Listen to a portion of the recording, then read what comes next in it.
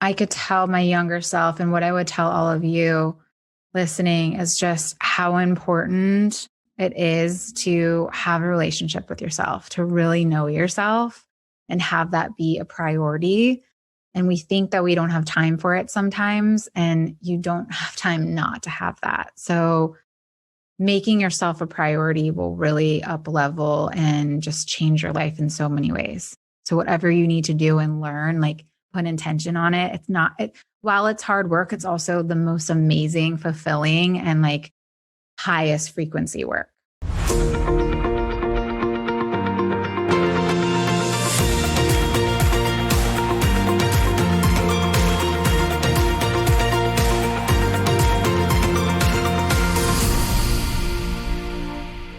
Welcome my guest, Sarah Pendrick. Sarah is the founder of GirlTalk Network, a women's empowerment and lifestyle brand, and the creator of GirlTalk Foundation, a 501c3 that gives back to younger generations. She's a sought-after mentor, host, author of the book Beautifully Brave, and the creator of the women's empowerment and top self-development event, GirlTalk Festival.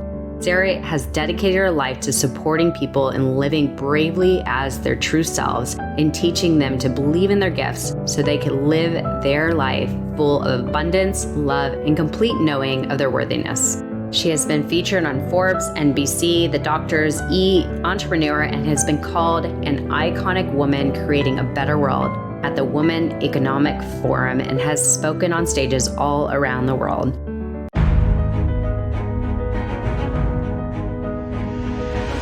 Sarah, as I was saying, I'm so excited to share this space with you, and the timing couldn't be more perfect.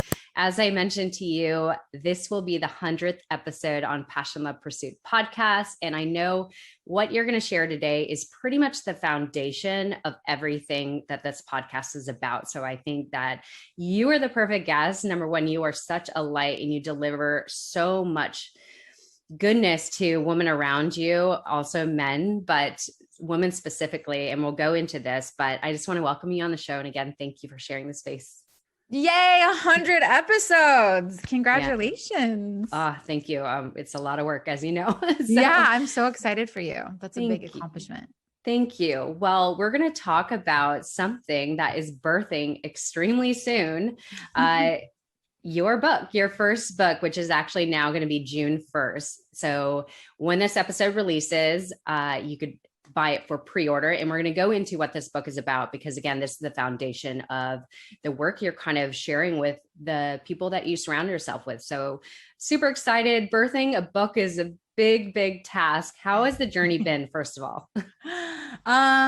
I would say it's been a roller coaster. Like, it's absolutely amazing. You know, you start off, whether you self-publish or go with a publisher, you start off going that whole route, which is a whole journey and decision making. And then you're writing the book and you're pouring your heart out and you're doing the different processes and you're excited. And then you go into editing and that's a whole thing. And you read your book like 100 times. I was like, and then you also go through this little like thing where you realize this is like a permanent piece of content. Like, this is my first permanent piece of content that I've ever put out. You can't, update it or go back and erase something. So you kind of go through this journey with that too. And it feels like this, at least speaking from my experience, I felt like a lot of pressure.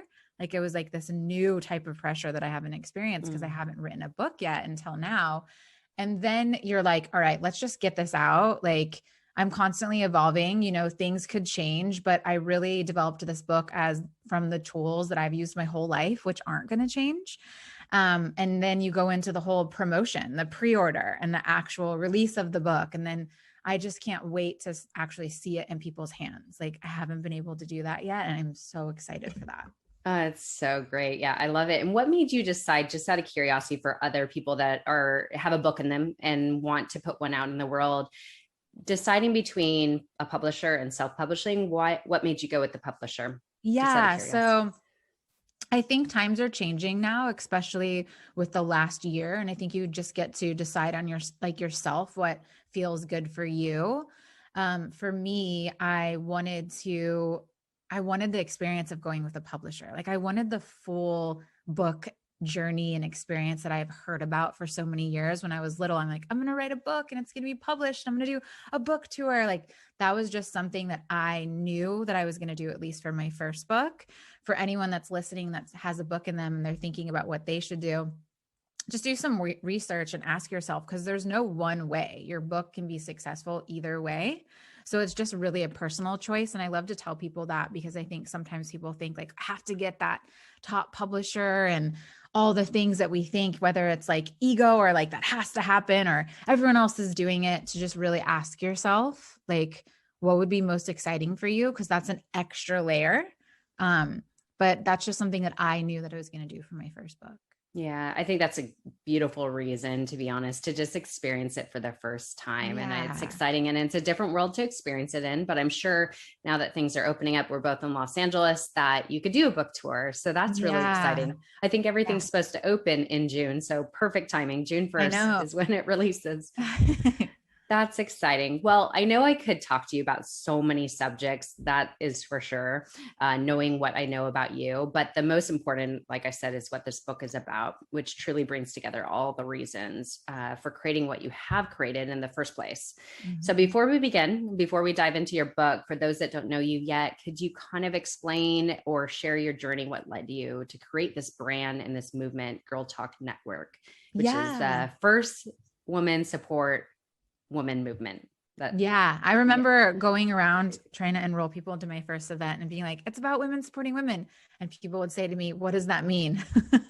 And now it's a viral hashtag. I always think that's funny. It's just like a testament to, if you have an idea or it's something that you want to put out into the world, like keep listening to that inner voice. Because people literally looked at me like I was crazy. Like some women were like, I don't need more friends. Like, what do you mean you're doing a women's event? It blows my mind. But I'm happy I still, followed what I wanted to create. And so that's like something that I first wanted to say, because we always have those ideas and things that even if you're not a new entrepreneur, you're always going to be starting somewhere new. Your next project's going to be starting from the beginning. And just to always remember that if you have that on your heart and it's something that you're interested in and you feel called to, put it out there no matter what anyone else says. And for me, I actually had this business plan, which is GirlTalk, when I was 14. I didn't realize that I was writing it. My dad was an entrepreneur. I knew that I was going to be doing something like building a business. I didn't know what it meant at the time. And I basically just wrote out what I wish I would have had. I had gotten bullied a lot in my younger and teenage years.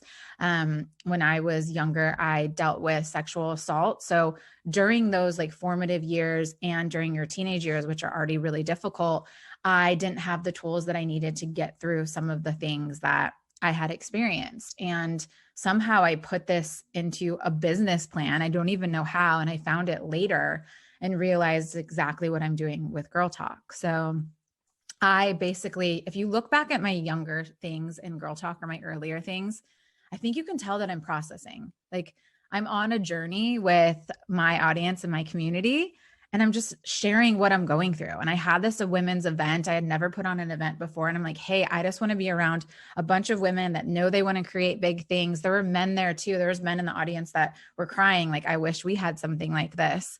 And I wasn't like this mentor here to give you all this advice. I just was creating something that I wish I had. And that really kind of birthed and took it into a different journey, which is like masterminds, programs, now a book. But it really just started with marrying all of the things that I was good at together and doing something that I knew that I really needed. It's so amazing. And like you said, it's like a movement that you see, like you said, it's a trending hashtag, woman supporting women. So it's so fascinating that you thought of this so early.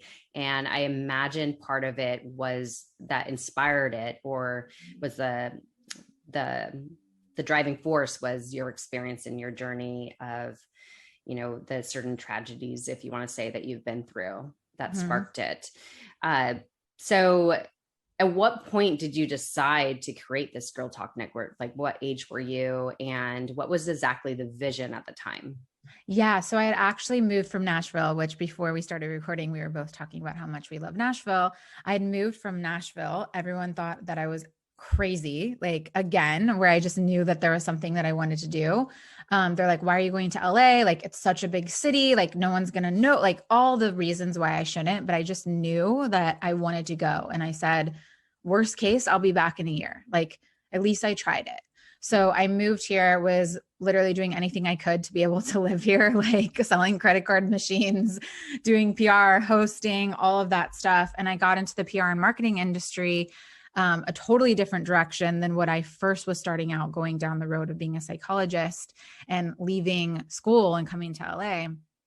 But I just started learning PR and marketing, and I was able to build up this boutique agency, and I was building other people's brands, but I wasn't doing anything for myself. Like, in a way, I was my own boss because I could take on like which clients I wanted to, but I wasn't truly like building my own legacy or my own mission. And I realized that. And I actually went to a Tony Robbins event. I think it was UPW.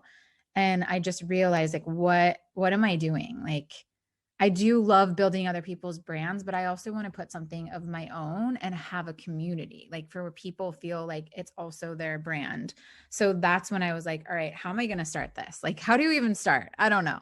And I just came up with the idea to do a women's event, and I started it in Manhattan Beach, where I live now, going door to door, just trying to enroll anyone into the vision of this women's event where we all get together and support each other in all areas of our lives. And I didn't have any followers on Instagram. I had like 500. And that's how everything really started with Girl Talk. Oh, that's so beautiful. And just like that, you just went for it, like believing in your vision. I think that's so important, that if there's something on your heart, that listen to that intuition, that something's pulling you for something bigger and more purpose. I love that. That's so beautiful. And so what do you feel is the common narrative that you see in your network that women need from other women or lack most of? So the theme that I see is that women, we get to do things a different way. Because of the way that we're built, because of our own gifts, like, I just think that for so long there was something missing, at least even in like as moms or in the entrepreneur world, there's like these rules that are like in these groups where you have to do something a certain way. Like, you raise your kid this way, or you give them this, or this is how you do business. And I feel like somewhere along the line, there was this old, only one way that we were all following, until we realize now we're in such an amazing time where things are shifting and we're realizing that one way is not the same for all of us.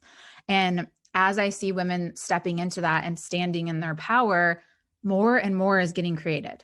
And there's more successful women, more women making so much money, more women, even most importantly, living in their freedom.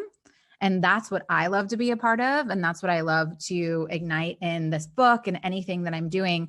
And as long as we are doing that within ourselves, and then also having amazing conversations like this, sharing our platforms, like, we're really changing things for women in every industry. And I think that that was kind of lacking. And now you're seeing more than ever. That's why it's a viral hashtag, women actually wanting to support each other and knowing that you rise more when you do that, rather than like, there's not enough for all of us. And what out of that, what do you feel most women struggle with that you experience?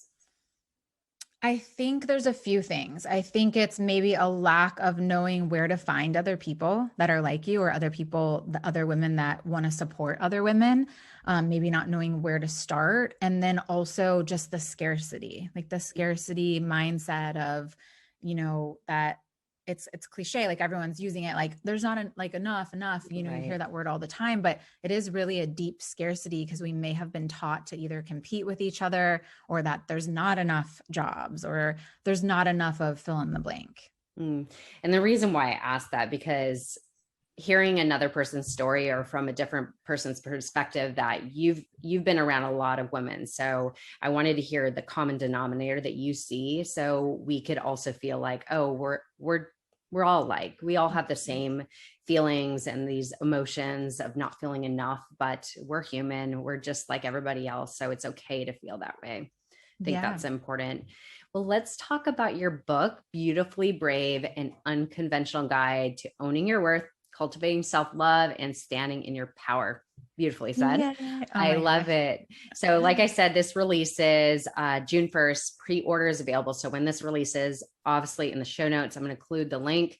Pre-order, you're going to get, I believe, some special gifts with that. What is the So we gift? do give you an advanced chapter, which is such an important chapter. I was just on the doctors talking about it, just like the well-being and health wise of what self-love truly means and like the myths behind it and some ways that stand in our way of thinking like, oh, if I do this, I'm actually being selfish or all the things. So you actually get that advanced chapter. We're having an entire book club that will go through the summer, probably through the year, so that people are really getting support and answers to their questions and book clubbing together and having this be a movement and also doing it with your families. So you get that. What else? I think you get like a ticket to Beautifully Brave event. There's a few amazing things. Oh, I love it. Okay. So self-love, it's a big topic. And I know it's a very cliche word, but it's one of the most important foundational pieces to really embody. And I think a lot of the times before, well, I think people are understanding what self-love is today more than before because it was such a cliche word. But can you explain why is this the most important chapter of really defining what self-love is? And actually, can you give that definition of what it looks like to you? Yeah. So for this advanced chapter that you get with pre-order, and it's the first chapter of the book, it's more like what self-love isn't and what people like might like. For example, here's one of the myths, like self-love is only for people going through a hard time. I think for a while that some people thought, or they like double down on their self-love practices when they're like literally on the floor and can't get up. But that'd be like if you're in a relationship or a friendship and you never communicate with that person and you don't like answer their texts or spend quality time with them, how would you expect that relationship to grow? So when you actually ignore the relationship with yourself, you're going to end up hitting rock bottom. You're going to end up on the floor. So I think that there's so much out there that's like for you when you're going through a hard time and not focusing on the fact that self-love is a relationship with yourself that you must have at all times and is just as important or more important really than your relationship with other people. And just, I like to equate it and use the example of how you treat someone else that you love, the time that you set aside for them, how you show up for them when they're having a hard time, or how you give them compliments, that you get to be doing that same thing for yourself. And there's so much science behind it. I talk about this in chapter 2, just the science behind it and the proven like frequency, not only the proven frequency, but also like your own well-being when you're taking care of yourself and using these little tools. And for chapter 1, we really just dive into what self-love isn't and also things that might hold you back because of other people's opinions or perspectives. Great. I love it. The one thing I always say is the love you have for yourself will reflect back onto you from others. So the foundational, like if you want love, you must love yourself first. Otherwise, there will always be a void. So I believe that is always the foundation. And that's why this is such an important episode. So I'm curious in your journey, because you briefly spoke about it. Did you struggle with self-love, worthiness, and comparison? Were those things that you experienced that led you on this journey of discovering really what self-love meant to you? Yeah, absolutely. I mean, at the time, especially when I was younger, I didn't realize that. Like, I don't remember when I was younger ever talking about self-love. I know that I read books, but it wasn't like a buzzword like it is now. I think I was just trying to survive. Like I didn't know any better. Like I knew intuitively that there was something more, but I didn't have the tools or anyone around me to support me in that journey. So especially from like age 8 to 16, I think I was just surviving. Like I was just trying to figure it out, you know. You're in high school and you're kind of living in your shadow. And I use that in terms of like you're in comparison because you're trying, you're like, there's something going on inside me, especially like everyone deals with some sort of trauma. And you're like, oh, but I need validation, or I need like this group to like me, and you're just reaching for all these things and you don't understand why so much of the time. And I didn't understand why.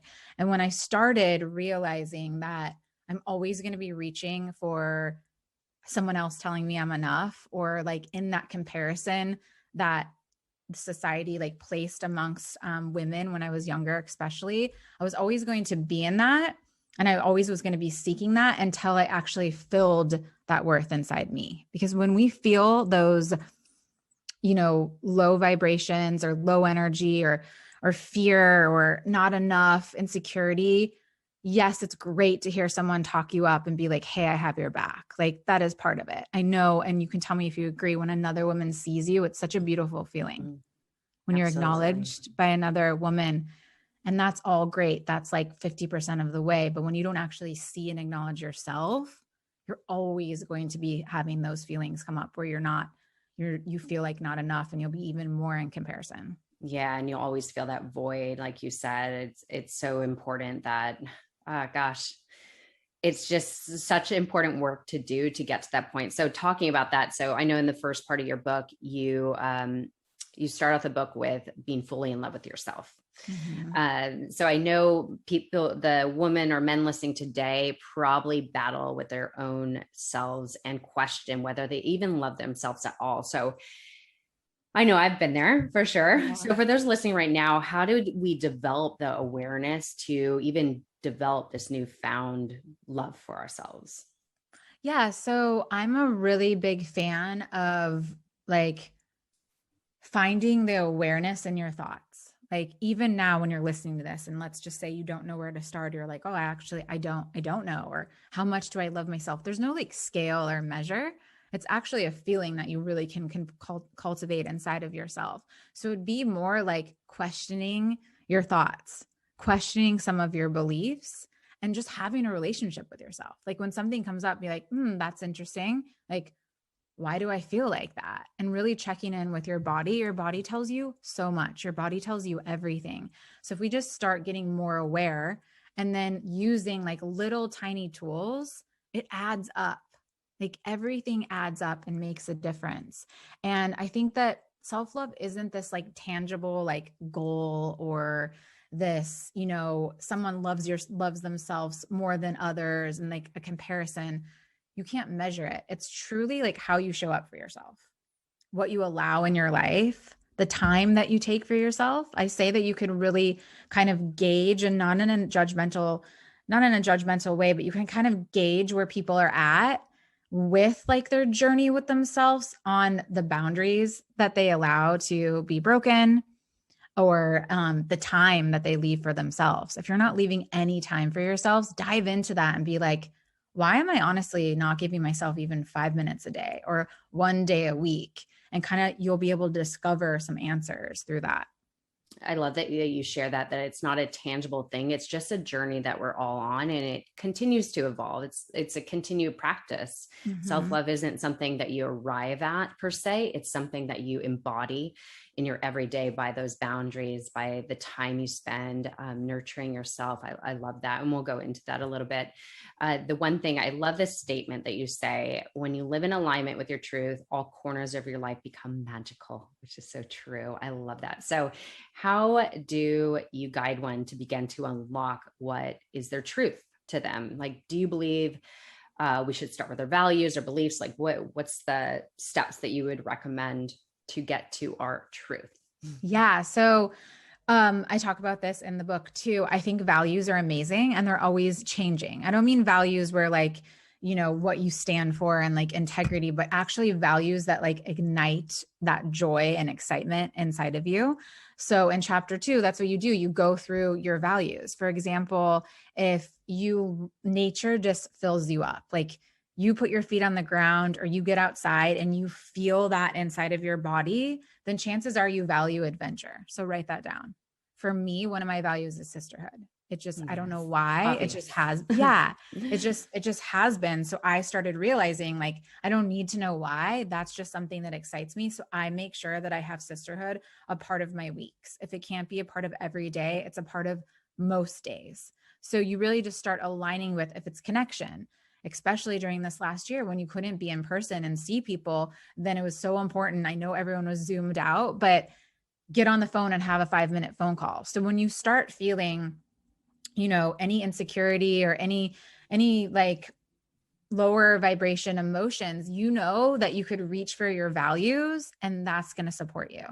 So if I'm having a bad day or you're having a bad day, it's not a bad life. It's just, oh, there's something that I'm not giving myself right now. I'm going to reach for my values and I'm going to go for a walk to ignite adventure, or I'm going to call a friend for that connection. So it's important for people to figure out what their values are that actually ignite feelings inside of their body. And those are things that you could reach for in times where you're just feeling like whatever it is, insert the blank, like not enough or worried or stressed or whatever it is. And would you say to journal on it, to just spend some time alone to evaluate what those values could be? Like, what would be a process you could recommend? Yeah. So one thing that you could do even today is just start writing down a bunch of things that you love to do. Like, not like, oh, I go to watch the show to escape, not things that you do to like escape, but things that you actually genuinely like. Like some people are like, oh, I used to like knit 10 years ago and I never do that anymore. Like things like that. Just start like out on paper, just writing down a bunch of things that you even liked when you were younger, because those are little clues that bring us to who we are inside, those little clues of what we liked when we were younger. So if you just do that, then you start putting the pieces together. This doesn't even have to be more than 15 minutes. Start putting the pieces together. Pick 5 values. They could change. Like no one's saying this is permanent, and test it out in the coming weeks when you're like, or just proactively make sure that you're doing something, one of your values every day, and just see how things slowly start to change, how much you also appreciate yourself because you're showing yourself time. And when you're doing things in your values, you're showing yourself self-love. You're like, hey, I actually love you. I'm spending time with you. I'm taking a minute for you. And that's where it starts igniting those feelings. Yes, I love that. And how do you recommend people should get fully present with ourselves? Like, because I know a lot of us just run on autopilot and don't even recognize what's going on in our thoughts or what we like or anything. So like, what would you recommend to kind of break that habit of this autopilot? Yeah. So I love journaling just because so much can come out of your mind that you're not even realizing. That's why I love journaling. Like scripting is so powerful. And then you're able to just get things out that you can't stop thinking about. So even if you just did a journaling practice for 1 minute in your day, and you had prompts, which I have prompts in the book, but just like, how are you feeling today? Like you're going to learn a lot about yourself. Beautiful. And just start being like, all right, I'm going to start paying attention to my thoughts and like asking myself, why are you really thinking that? It's just like that awareness piece that is so huge. And when I started doing that, that's when I started realizing like some of my thoughts and my beliefs aren't even mine. Like I had this belief because everyone in my family said that about me, or I thought it was a certain way because I've been told that since I was younger, but that's actually not me. So talking about the things that you do, what are some of, I'm super big on morning routines. I'm starting to implement little evening things I because I love the believe, evening routine. it's something new for me, but I'm learning about obviously the last thing you think about before you put your head to sleep. Mm-hmm. But those are going to embed into your subconscious mind, and then that's going to create your dreams, and you'll wake up with new ideas or whatever. So that's one of the things I'm trying to do, is taking like 5 minutes to just visualize. Mm-hmm. But what are some of the things you do in your morning or evening that cultivate happiness for you? Yeah. So I don't know about you or anyone listening. Years ago, I would just, how everyone had those like the 5-minute morning routine to success and like all those things where people were like, this is the morning routine.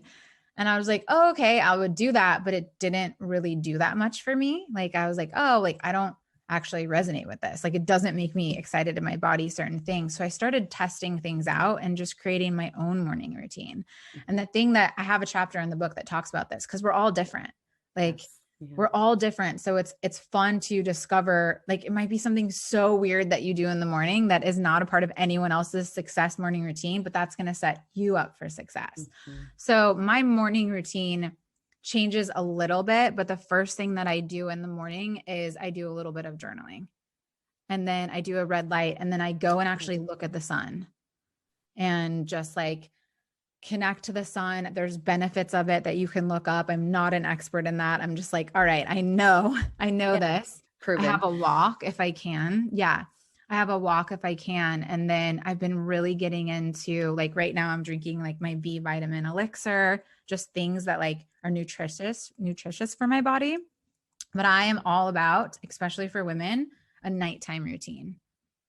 Tell me about that. Yeah, that's where I'm like, oh, that's where I get to show myself that love for myself. Like you just had this amazing day or a tough day, whatever it is, where I'm just putting lotion on my body. I'm giving myself complete silence, like however long it feels good to you. Like I love laying in silence now. Like it's something that I love to do.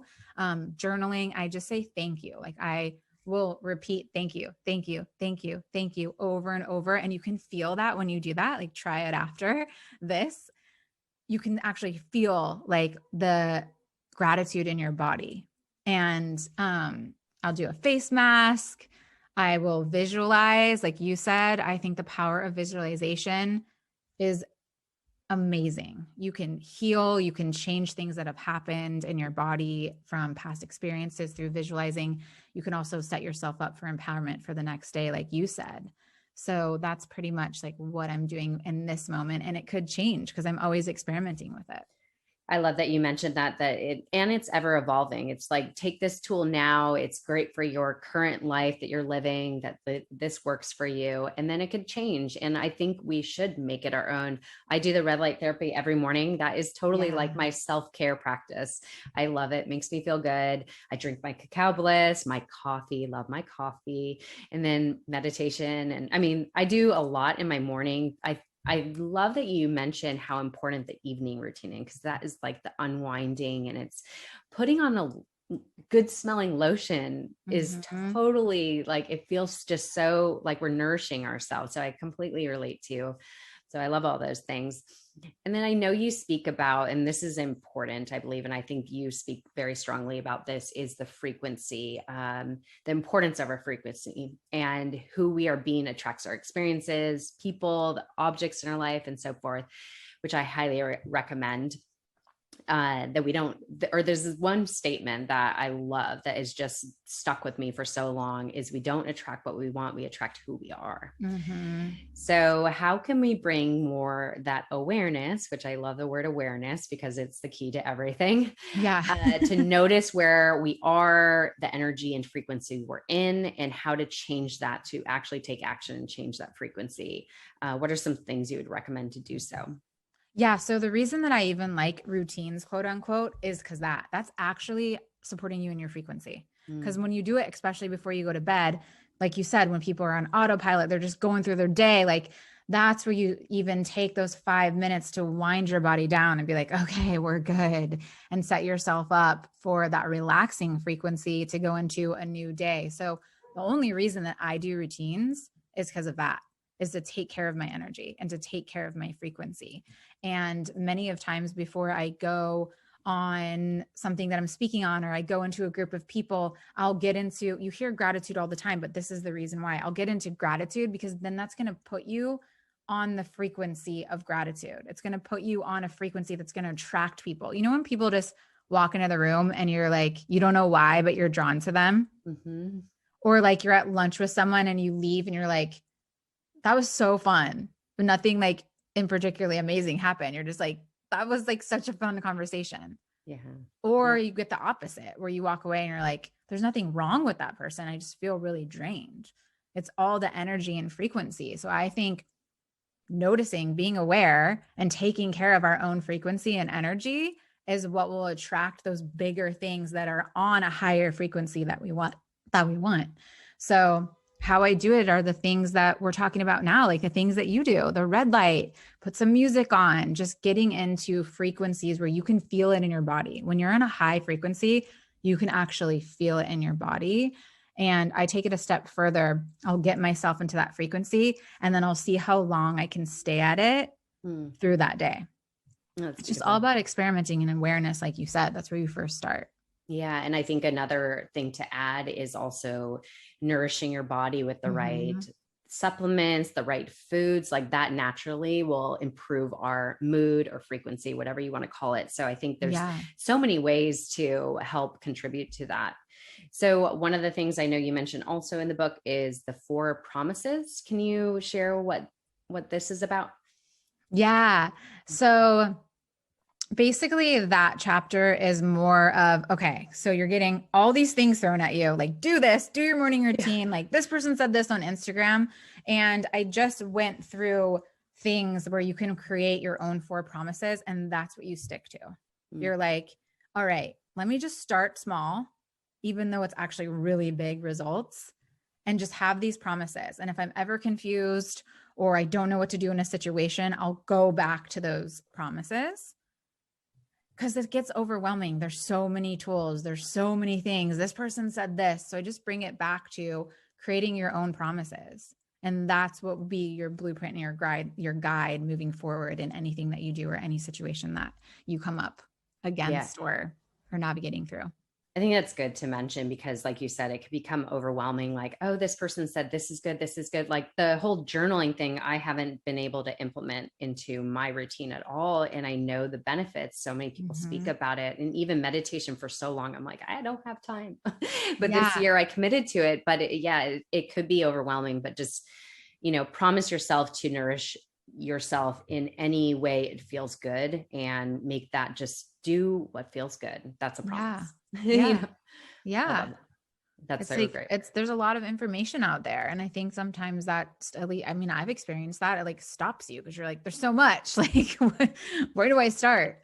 So, especially in the book, I just bring you on this journey of being able to start no matter where you are at. Like, I went back and read one of the chapters yesterday. I'm like, is this weird that I'm reading? I don't know. That's like I you read said, one. it's something Yeah. that it's a reminder every day. It's a journey. It's like we never fully arrive at this place like, oh, I love myself so much now and that's it. It's just life will constantly hit us down. So we have to remind ourselves of these tools to keep the foundation solid, if you want to Yeah. say. Yeah. And you can love you like, there's no ceiling on that. You can get, just like in Mhm. a relationship, you can get deeper and deeper and deeper. And the easier concept that I say is for people to think about a relationship with another person and do those same things for yourself. You're a person, you have to have a relationship with yourself. And it can get deeper and deeper the more intention that you set and attention that you put on it. Yeah, even these flowers in the background. I got this yesterday from my boyfriend and his daughter, but I was thinking this week, I'm like, I really just want flowers in the house. And I was going to get them for myself. And then they got it before I even got it. But even the simplest thing Yes. a lot when you're in a relationship, you want flowers from another, but why not get yourself flowers? If you enjoy that, if you like your home to smell good with fresh flowers, why not? I Yeah, think that's the exactly. simplest thing. Yeah.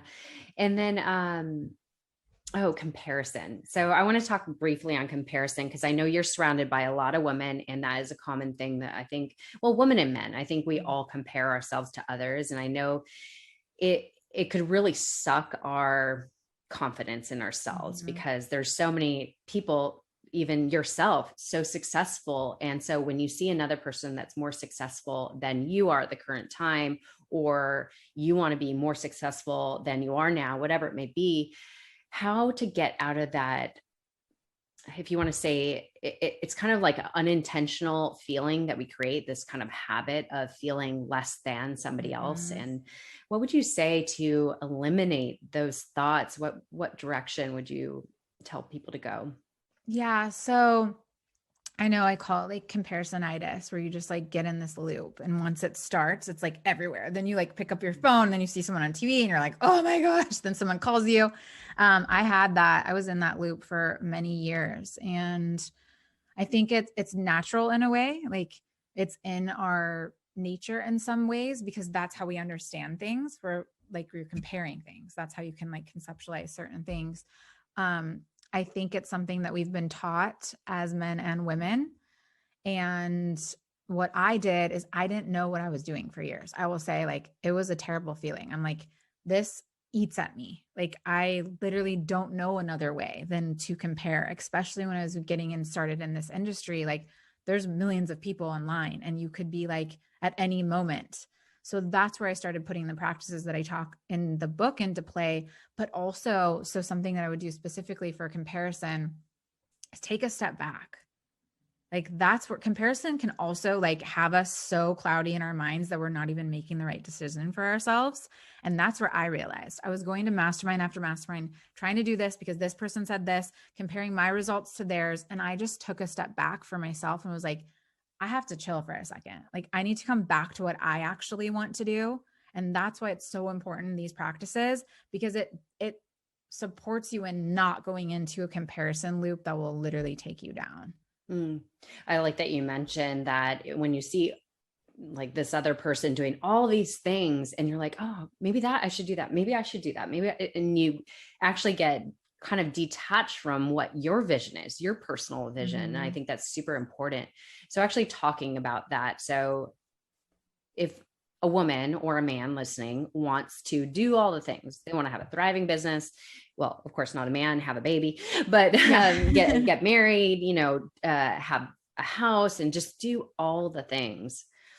Instead of creating this overwhelming pressure that, I want to do this all in 1 year, what would you say? Like, what would you recommend? Because you do all the things. I don't know. I don't believe you have a child yet.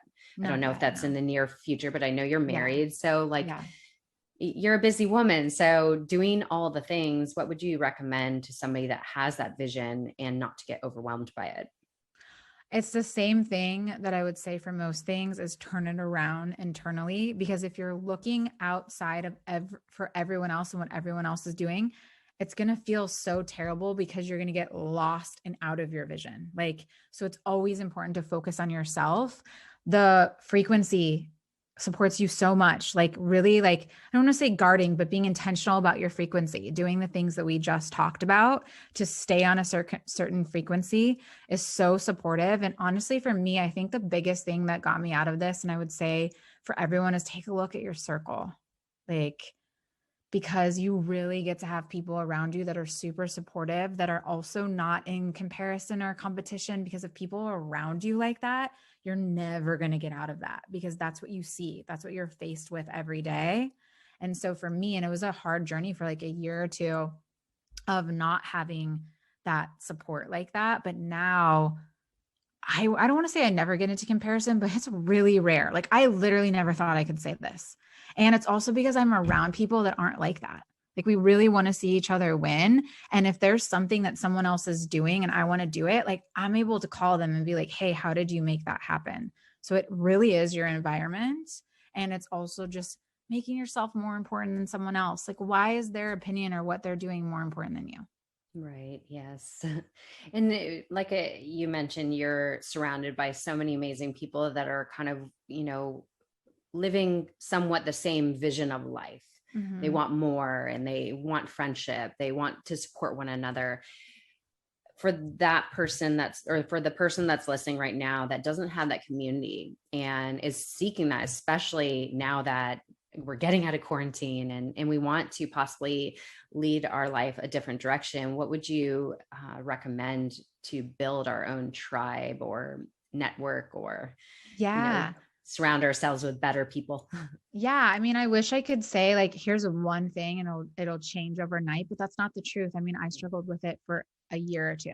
Like I found a tribe and then they were very much like one upping, but I was like, oh, it's an entrepreneur tribe. But then everyone was one upping each other. I'm like, all right, not my tribe, like looking for entrepreneurs that aren't trying to one up each other. So I would say just to trust. I know that that sounds hard. Like choose yourself and it will be worth it if you're lonely for 1 year, but then the rest of your life, you're surrounded by amazing people. Just keep saying yes to you.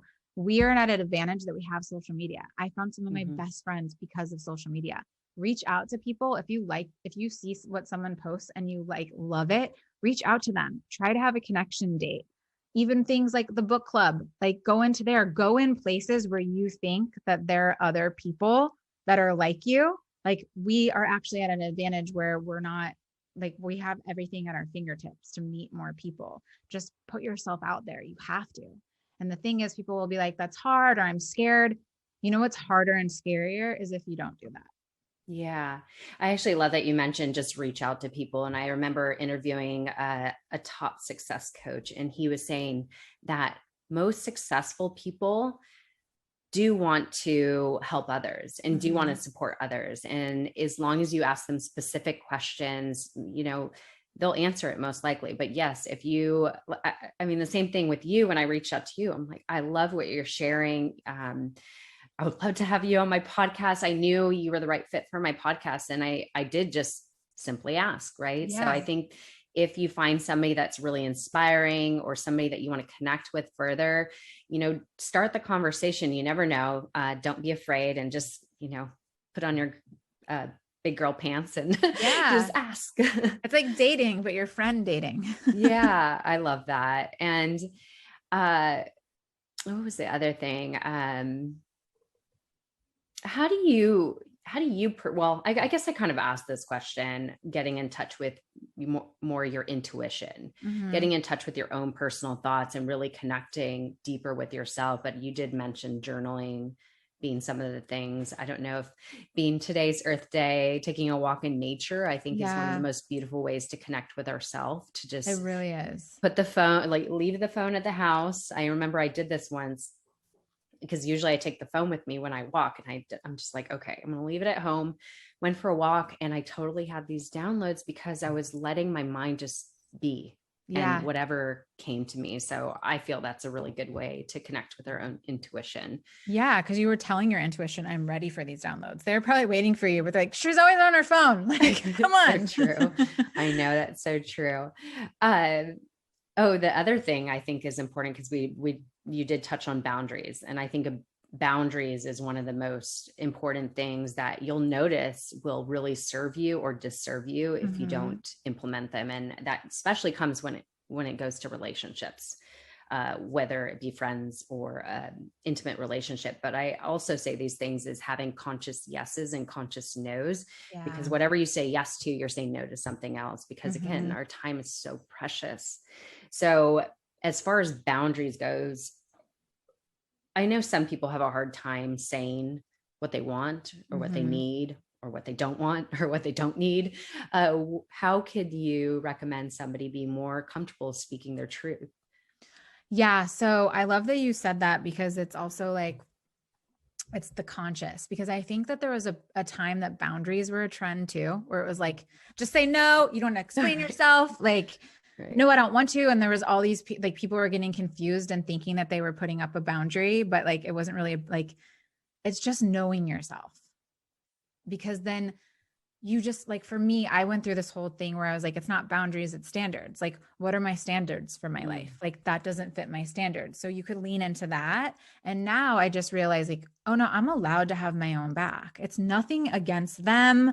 They could be upset with me, but like, I'm going to be more upset with myself if I don't say this. And also your delivery, just working in a way and taking responsibility for whatever it is that you're saying, like, hey, this is a boundary for me. I just did it the other day with planning my mom's 60th birthday. Like, I'm in a book launch. I have so much to do and I really want to do this. And we have all these opinions coming in, and everyone said, all right, you're going to be the one to plan it. But then they all were sneaking in on me, strong personalities. And I'm like, hey, you guys, I either plan this and everyone comes and enjoys it, or I have to hand it off, like with my work schedule. And that was so hard for me to say, especially with family, but I'm like, I am going to set myself up for failure, and I will not be amazing for anyone to be around or myself if I just don't say anything and like, let this continue. So I think that boundaries are so important, because you're having your own back when you set them, and that ignites love inside. And also you just teach people how to be in a relationship with you. And I trust me, I know it's scary. I'm like, oh, that person's going to be mad. But I'm like, if they're going to be mad at me, like, is that someone that I really want around me? Yeah. So important. So important. It's just respecting yourself and respecting others by speaking your truth of what, instead of holding resentment. Because I think sometimes when we don't set these boundaries, internally we have this resentment, like, oh, I wish I didn't do that, So and that's not being fair to a friend. Like, that's where I realized too, like, one of my values is integrity, where I was like, oh, I'm kind of being like not a great person right now. Like, they think I'm all good because I'm being a people pleaser, but I'm not even being like intentional or honest in our relationship because I haven't said the truth. So that was another decision that I made. And anyone that's listening, it's like, I know that you want to show up as an amazing person. Like I know that, especially if you listen to this podcast, like you want to be fully in your self-expression and in integrity. And like, if you're not being honest with the people in your life, you're not doing that. Yeah. Oh, so important. And actually, you talked about this responsibility, radical responsibility, I think is the key. That was my biggest lesson I learned a few years ago is being responsible and taking ownership of our life, of whatever we are creating. And that, and one way of being responsible is living in integrity and speaking your truth and setting boundaries, respecting yourself and others. But always it comes down to first respecting yourself, because again, that's going to reflect onto others regardless. Yeah. So important. Yeah. Respecting yourself. That's what it's all about.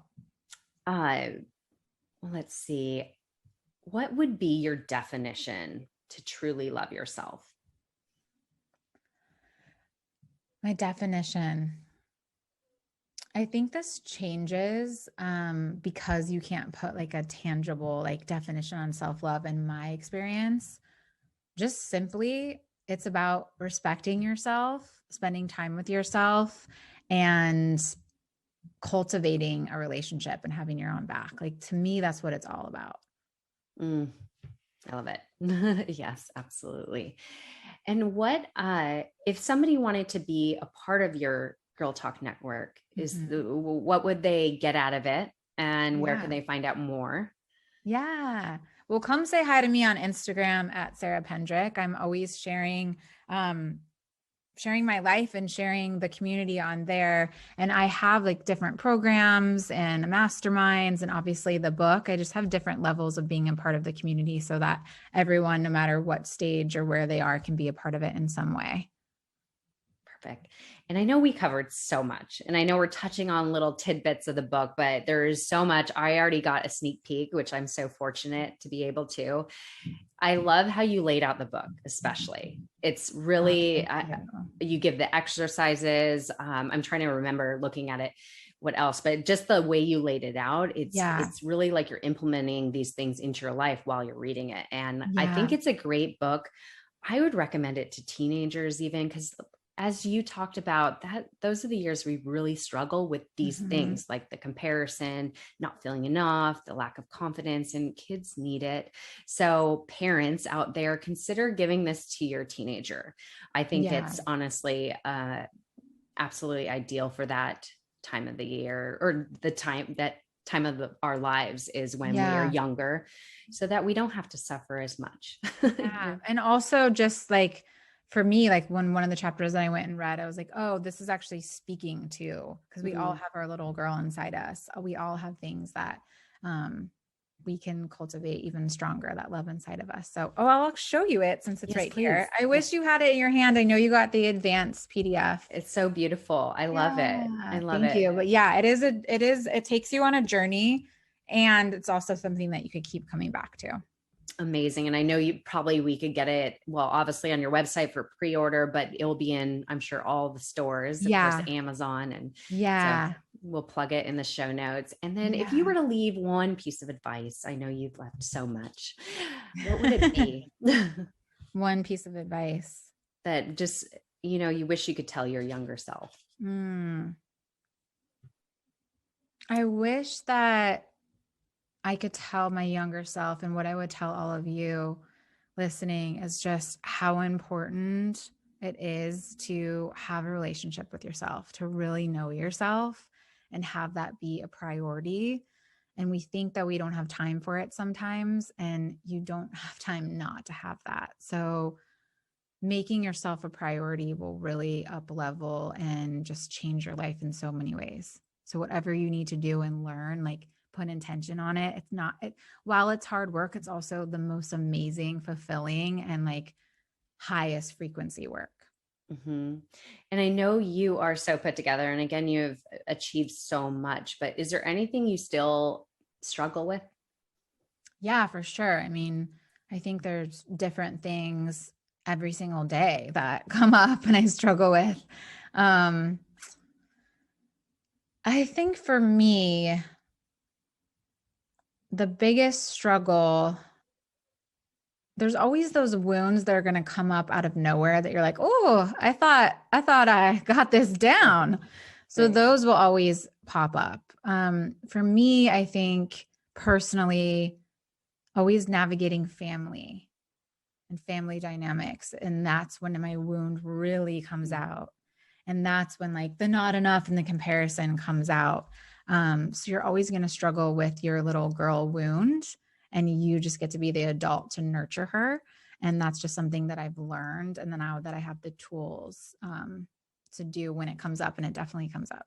Yeah, I think that's the thing is until we completely heal those areas of our life, it's always going to surface when we go through certain things in our life. Yeah.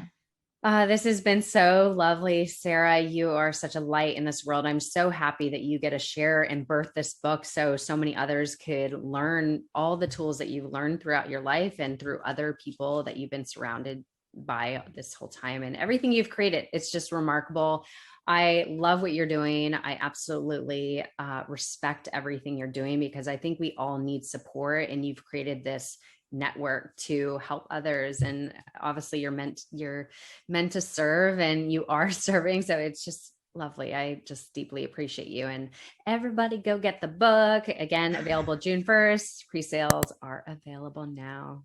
Oh my gosh, you're amazing. Thank you so much. Congratulations on 100. Thank you. Yes, I'm so excited. All right. Appreciate you, Sarah. Thank you so much.